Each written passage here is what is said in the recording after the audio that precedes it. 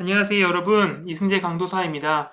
우리는 계속해서 오후 시간에 꼭 알아야 할 기독교 핵심 진리 20이라는 주제를 가지고 살펴보고 있는데요.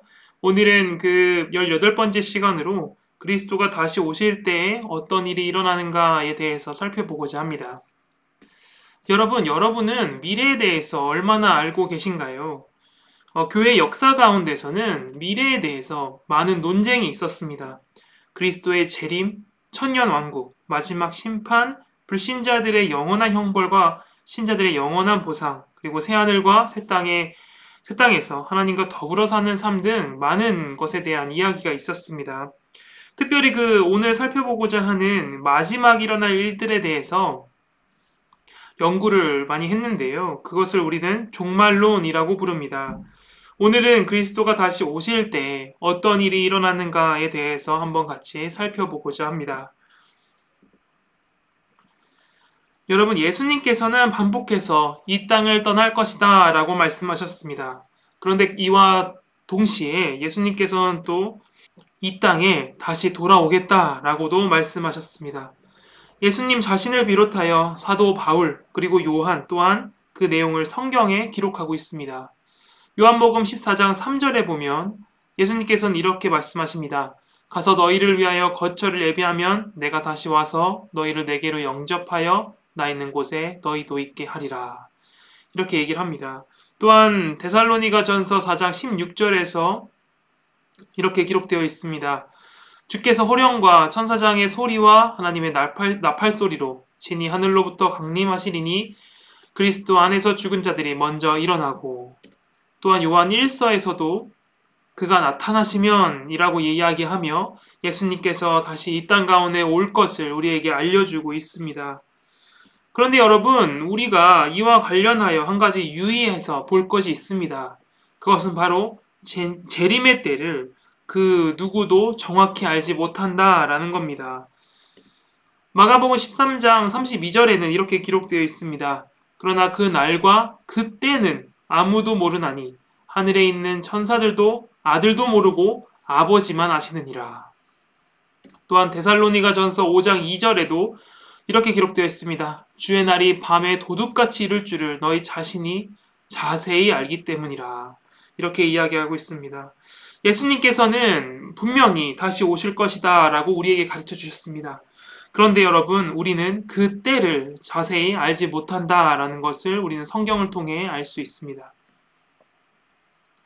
그렇다면 우리는 그 재림의 때를 어떻게 알 수 있을까요? 재림이 언제 오는지 우리는 무엇을 통해 알 수 있을까요? 성경에는 우리가 재림의 때를 알 수 없다라고도 말하지만 동시에 재림 이전에 어떠한 징조들이 있을 것이다 라는 사실 또한 우리에게 알려줍니다. 요한복음 13장 21에서 22절에는 이렇게 기록되어 있습니다. 그때에 어떤 사람이 너희에게 말하되 보라 그리스도가 여기 있다. 보라 저기 있다 하여도 믿지 말라. 거짓 그리스도들과 거짓 선지자들이 일어나서 이적과 기사를 행하며 할 수만 있으면 택하신 자들을 미혹하려 하리라. 또한 여러분 데살로니가 후서 2장 3에서 4절에도 이렇게 기록되어 있습니다. 누가 어떻게 하여도 너희가 미혹되지 말라. 먼저 배교하는 일이 있고 저 불법의 사람 곧 멸망의 아들이 나타나기 전에는 그날이 이르지 아니하리라. 이렇게 기록되어 있습니다. 이렇듯 성경은 우리에게 재림 전에 징조에 대해서 이야기합니다. 그런데 여러분, 이 성경에서 이야기하는 것, 재림 전에 일어날 그 사건들을 네 가지로 우리는 정리해 볼 수 있습니다. 첫 번째로는 이방인들에 대한 부르심입니다. 또한 그 다음으로 이스라엘의 회심이 있을 것이며, 또 앞서 우리가 성경을 읽어보았듯 적 그리스도가 등장할 것이다 라는 것도 성경에서는 이야기합니다. 또한 많은 표적과 기사가 있을 것이라는 사실도 우리는 성경을 통해 알 수 있습니다. 그렇다면 여러분, 우리는 여기서 첫 번째 질문을 할 수 있습니다. 그렇다면 왜 하나님께서는 재림의 징조를 우리에게 주시는 것일까요? 그 이유는 하나님께서는 재림의 징조를 통해 신자가 재림의 때를 기다리도록 하기 위함입니다. 왜냐하면 그 징조가 보이면 곧 구원의 때가 이를 것이기 때문입니다. 우리는 그렇게 징조를 바라보며 하나님께서 말하시는 그 구원의 때가 이를 것임을 우리는 알게 되는 것이죠. 이어서 두 번째 질문을 우리는 이렇게 할 수 있습니다. 그렇다면 그 징조는 이미 일어났는가? 라는 질문을 우리는 할 수 있습니다. 여러분, 이에 대해서 두 가지 의견이 있는데요. 첫 번째로는 재림의 징조는 일어나지 않았기에 그리스도는 아직 오시지 않는다라고 이제 말하는 사람들이 있습니다. 하지만 여러분, 마가복음 13장 33절을 보면 이러한 주장은 잘못됐음을 우리는 알 수 있습니다. 여기서 예수님께서는 다음과 같이 말씀하십니다. 주의하라, 깨어있으라, 그때가 언제인지 알지 못함이라. 이렇게 말씀하십니다. 예수님께서는 제자들에게 그때, 예수님께서 재림하실 그때를 기다리라 라고 말씀하십니다. 또한 두 번째로는 그리스도는 정말 아무 때나 오실 수 있다라고 믿는 사람들이 있었습니다. 이와 관련하여 우리는 세 가지 의견을 또한 살펴볼 수 있는데요. 첫 번째로는 어떤 사람들은 재림이 두 번 있을 것이다 라고 주장했습니다. 그런데 여러분, 성경 어느 곳을 보아도 예수님께서 두 번 재림하실 것이다라는 말은 우리가 전혀 찾아볼 수가 없습니다. 두 번째로는 어떤 사람들은 이미 교회 역사 초반에 이러한 징조들, 앞서 우리가 살펴봤던 그 징조들이 다 이미 이루어졌다, 성취되었다라고 주장하는 사람들이 있었습니다. 그래서 언제든지 예수님께서는 재림할 수 있다라고 그들은 말하는 것이죠. 그런데 여러분, 우리는 대환란, 또 이스라엘에 대한 구원, 또 불법의 사람의 등장 등 이러한 어떤 징조들이 교회 초기 역사에서 성취되지 않은 것을 우리가 볼 수 있습니다. 마지막으로 어떤 사람들은 가능성은 희박하긴 하지만 징조들이 이미 성취되었을 수도 있으므로 그리스도는 언제든지 재림할 수 있다라고 주장을 합니다. 여러분, 우리는 이 마지막 주장이 가장 신빙성이 있다라고 생각할 수 있는데요. 우리는 재림의 징조가 먼 미래에 있을지 아니면 이미 성취되었을지 확신할 수 없습니다. 그렇게 언제나 재림의 때를 대비하며 살아가는 것이죠. 이는 마치 여러분, 안전벨트를 우리가 운전할 때에 또 차를 탈 때에 안전벨트를 매는 것과 비슷합니다. 우리는 사고가 날 것을 예상하지는 않지만 만약을 대비하여 안전벨트를 매고 운전하고 또 차에 탑승합니다. 이와 같이 우리는 재림의 때를 기다리며 또한 그 때를 바라보며 살아가게 됩니다. 그렇다면 재림의 때에는 어떤 일이 일어나게 될까요? 여러분, 재림과 관련하여서는 다양한 의견들이 존재합니다.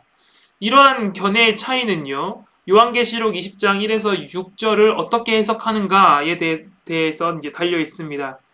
특별히 4절의 천년에 대한 해석을 어떻게 하는가라는 것인데요. 특별히 이 기간을 우리는 천년왕국이라고 부릅니다. 이 천년왕국을 또 어떻게 해석하느냐에 따라서 그 재림의 때를 다르게 보게 되는 것이죠. 이러한 다른 견해로 인하여 세 가지 견해가 존재합니다. 바로 무천년설, 또 전천년설, 마지막으로 후천년설, 이렇게 세 가지 의견이 존재하게 됩니다. 우리가 한번 이 내용들을 간략하게나마 살펴보도록 하겠습니다. 첫 번째로는 무천년설에 대해서 살펴보겠습니다. 여러분, 이 말은 천년왕국이 없다라는 말처럼 들리시겠지만 그와는 전혀 다른 말입니다. 천년왕국이 없다라는 말이 아니라 이 말은 지상에는 천년왕국이 없다라는 뜻입니다. 예수님의 초림 때, 예수님이 처음 오셨을 때에 그분은 부활하고 또한 승천하셨습니다. 그렇게 예수님께서는 하늘에 계신 것이지요. 다시 말하면 낙원에 가 계십니다. 이후에 어떤 때에 어떤 시점에 예수님께서는 다시 이 땅 가운데 오십니다. 그리고 여러분, 부활 사건이 이루어지게 되는 것이지요. 그렇게 부활 사건이 이루어질 때에 의인과 악인에 대한 심판이 동시에 이루어집니다. 영원한 생명을 살아가는 의인들이 이제 존재하게 되는 것이고, 또한 영원한 불못으로 던져질 악인들이 또한 존재하게 됩니다. 이렇게 의인들은 영원한 생명을 받는 그 심판이 이루어질 것이며, 악인들은 그들의 죄로 인하여 진노를 받게 되는 심판이 이루어지게 됩니다. 이 초림과 재림 사이에 또 우리가 살아가게 됩니다. 이때를 우리는 바로 교회의 시기다라고 이야기를 합니다. 언제라도 예수님이 언제 오실지 모르고 또 오시면 최후의 심판이 이루어지게 되는 것이지요. 천년 왕국은 이 지상 역사 속에서 실현되는 것이 아니라 바로 천년 왕국은 초림과 재림 사이에 낙원, 곧 천상에 있는 교회를 뜻하는 겁니다. 이 땅 가운데서 우리가 이 교회 시대 때 이루어지는 이 지상에서 이루어지는 것이 천년 왕국인 것이 아니라 예수님께서 통치하시는 그 천상에서 이루어지는 그 나라가 그 교회가 바로 천년 왕국인 것이죠. 천상의 교회 안에서 예수님의 다스림을 받으며 살아가는 그 교회를 바로 천상의 교회 또 천년 왕국이다라고 우리는 부릅니다. 이것이 바로 무천년설인 것이죠. 이어서 후천년설에 대한 내용이 있습니다. 그리스도께서 죽으시고 부활 승천하신다라는 겁니다. 지상의 교회 시대는 계속해서 이루어집니다. 그리고 지상에 예수님의 재림 때가 오기 전에 교회는 굉장히 복음을 잘 전해서 점점 그 복음의 확장이 이루어지는 것을 경험하게 됩니다.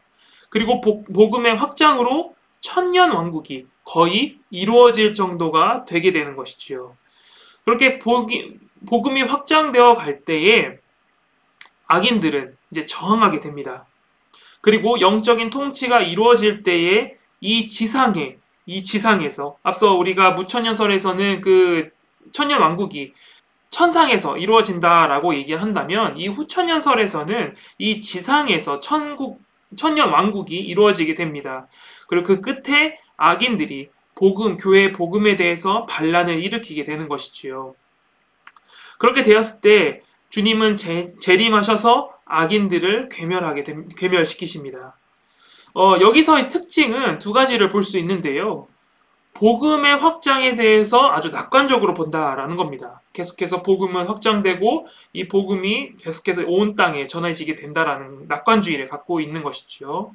그리고 아까 우리가 무천년설에서 살펴봤던 것과는 다르게 천년 왕국은 지상에서 존재하게 된다라는 겁니다. 이 무천년설과 후천년설의 공통점은 천년 왕국이 있은 이후에 이제 예수님께서 재림한다라는 것이고, 차이점으로 본다면 천년 왕국이 지상에서 이루어지는가 아니면 천상에서 이루어지는가에 대한 견해의 차이가 존재하게 됩니다. 마지막으로는요, 전 천년설이 존재합니다. 주님의 초림이 앞서 말했듯 주님의 초림이 있었고, 그렇게 십자가에서 예수님께서는 죽으시고 부활하십니다. 그리고 이후에 우리가 잘 알듯 교회 시대가 진행이 되는 것이죠. 그런데 여러분, 그 시대 가운데에 바로 배도 사건이 일어나게 됩니다. 그리고 이때에 주님이 재림하시게 되는 것이지요. 그리고 이 주님께서는 그 배도를 괴멸시키십니다. 그리고 이때에 의인의 부활이 주님의 재림 때에 이루어지게 됩니다. 그리고 그 부활한 성도들은 예수님과 함께 천년 왕국을 이루어가는 것이지요. 그런데 그 끝에서, 이 천년 왕국의 거의 끝에서 마귀들이 저항하게 됩니다. 그리고 그 마귀가 괴멸되고 천년 왕국은 끝이 나며, 그 마귀가 괴멸이 될 때에 앞서 의인이 부활했다 한다면 이번에는 악인들이, 이 마귀의 괴멸이 될 때에 악인들이 부활하게 되며 그들은 최후의 심판이 이루어집니다. 특징으로 본다면 이제 앞서 무천년설 그리고 후천년설과는 다르게 이 전천년설은 천년 왕국이 이루어지기 전에 예수님의 재림이 이루어지게 됩니다. 또 두 번째로는 이제 우리가 앞서 말했듯 의인과 악인이 동시에 이제 심판을 받게 된다면, 이 전천년설에서는 의인과 악인이 이제 분리되어 먼저 부활이 먼저 이루어지고 그 후에 이제 악인들이 부활하는 모습을 우리가 이 전천년설에서는 볼 수 있습니다.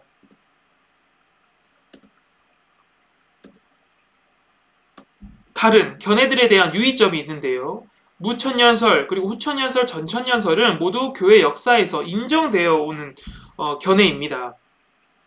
그래서 이신칭이 우리가 믿는 그 이신칭이 믿음으로 말미암는 의를 받는 것 그리고 예수님의 뭐 능동적, 수동적 순종과 같은 교리와는 다르게 이 세 가지 견해 중 어떤 것이 옳고 그르다라고 말할 수는 없습니다.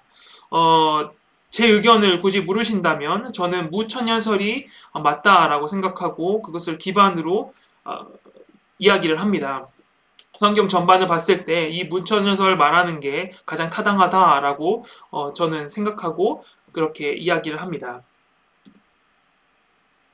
그렇다면 어째서 이러한 다양한 천년왕국에 대한 해석이 생기게 되는 것일까요? 사실 이는 놀라운 일이 아닙니다. 왜냐하면 이는 미래의 사건이기 때문입니다. 그런데 여러분 한 가지 확실하게 말씀드릴 수 있는 것이 있습니다. 바로 그리스도가 재림할 때와는 관계없이 모든 그리스도인은 사단에 대한 그리스도의 최종적인 승리가 장차 있을 것이다 라는 것을 안다라는 겁니다. 사단은 자기가 속인 사람들을 모아서 전쟁을 벌일 겁니다. 하지만 예수님은 그들을 모두 무찌르실 겁니다.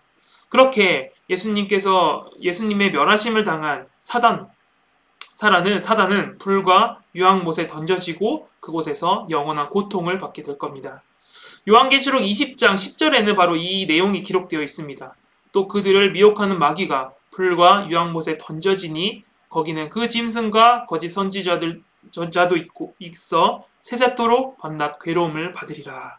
이렇게 성경엔 기록되어 있습니다. 결론을 맺겠습니다. 여러분 예수님께서는 이 땅 가운데 초림 때에 오셨던 것과 같이 다시 이 땅 가운데 오실 것입니다. 그렇지만 우리는 그때가 언제일지 전혀 알 수 없다라는 사실 또한 성경을 통해 알 수 있습니다.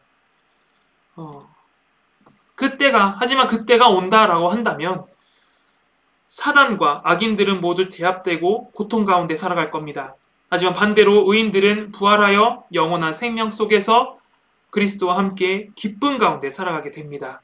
그리고 우리는 지금 교회 시대를 살아가는 우리는 그 날을 기대하며 살아가게 되는 것이죠. 그렇게 여러분 동시에 우리는 한 가지 기억해야 할 것이 있습니다. 바로 우리가 받은 그 생명 그리고 우리가 믿는 그 복음을 세상 모든 곳에 아직 그 복음을 받아들이지 못한 사람들에게 이 사실을 전해야 한다라는 겁니다. 우리는 그 의무를 지니고 있고 그 사명을 지니고 있습니다. 우리 강변교회가 이러한 사실들 다시 그때를 바라보며 예수 그리스도께서 다시 오실 그 날을 바라보며 우리가 받은 그 복음을 전하는 교회가 되길 바랍니다. 감사합니다.